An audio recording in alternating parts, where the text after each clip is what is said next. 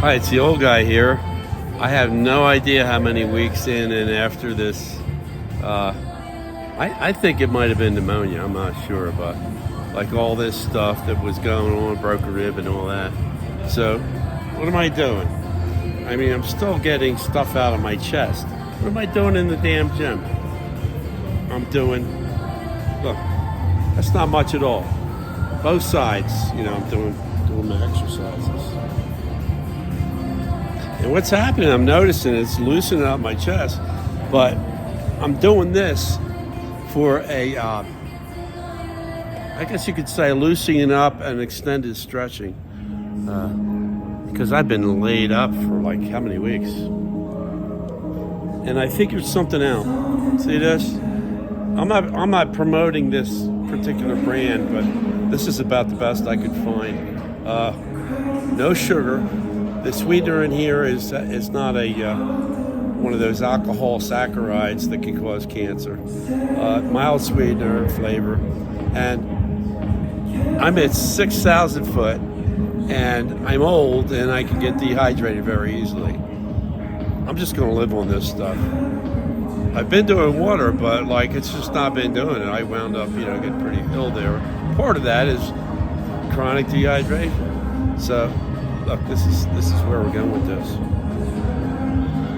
So look, I'm the old guy and I'm getting older. I'm feeling real old today. But I'm out of Vasa. I'm out at the gym. I'm not quitting. Doing lifting.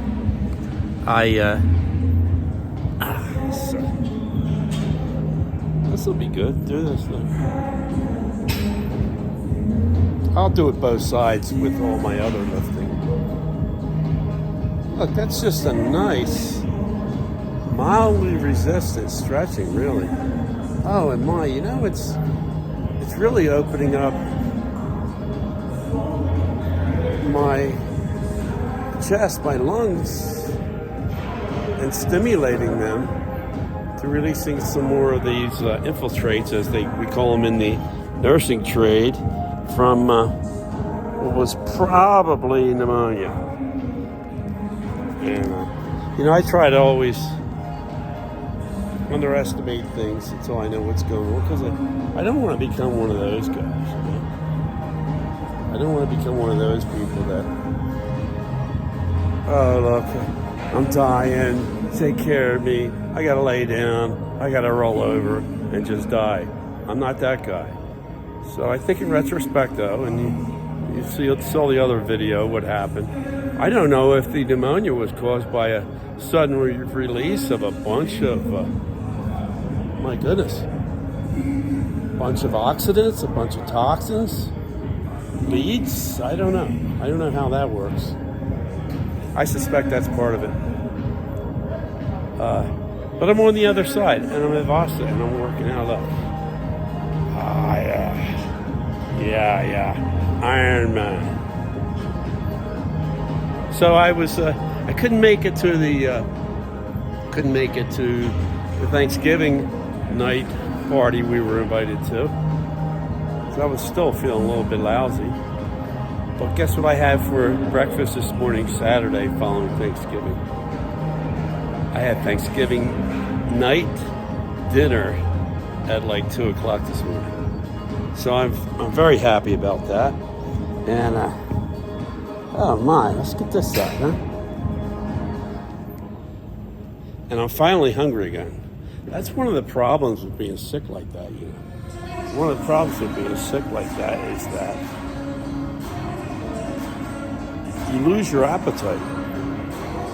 The energy you draw on is your fats, your own fats, and you start drawing on your muscle. That's always the issue with pneumonia and things like that. Especially with the breathing and the coughing, there's a lot of energy expended, and also a lot of energy expended on your, a lot of physical energy expended on your body's fighting that pathogen. And so it's really important to keep the weight off. Okay, I don't have a lot of weight, like fat weight on me. The fat weight I did have is gone. I don't think it might have just, this pneumonia might have just touched into my muscle mass, you know. I don't know. We'll get that back real quick though, because I intend to just continue working out and eating well. But you know, it's kind of funny when your appetite should be the best, it's the worst. When you need more energy to fight these things, you just don't feel like, you don't feel like drinking water, you don't feel like eating food. Well, the food part, it's impossible to do. I mean, coughing so much, you're trying to figure out whether you should eat or breathe. And that's always a challenge. There's a way to do it. So it's just important to try to figure out how to gather in energy and afterwards how to get it back. This, you know, this little bit of exercise is actually loosening the lungs up. Best thing in the world for me. So I'll be doing a little bit of weights. I'm going to be going over and doing some stretching. I'm going to do a rare thing. I'm going to hit the steam room today. I had an incident in the steam room a couple of years ago. I don't ever want to do a steam room again, except today. I need to get something warm into my lungs and help with this. And then I'll be doing the red light room and getting my skin back in shape. So this is yoga. I'm telling you, don't ever quit. Don't ever quit. Don't ever quit. So that wrapped it up at Vasa Gym. And what I did was I tried to do one of each of all my everything with weights, but with no weights, basically, just to go through the motions. And what I noticed was certain exercises actually started loosening up the infiltrates. I could feel it in my lungs.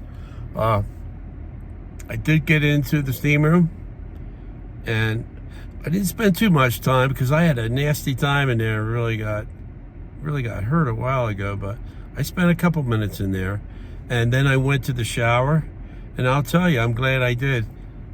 I also, on top of this, I had this sinus thing going on.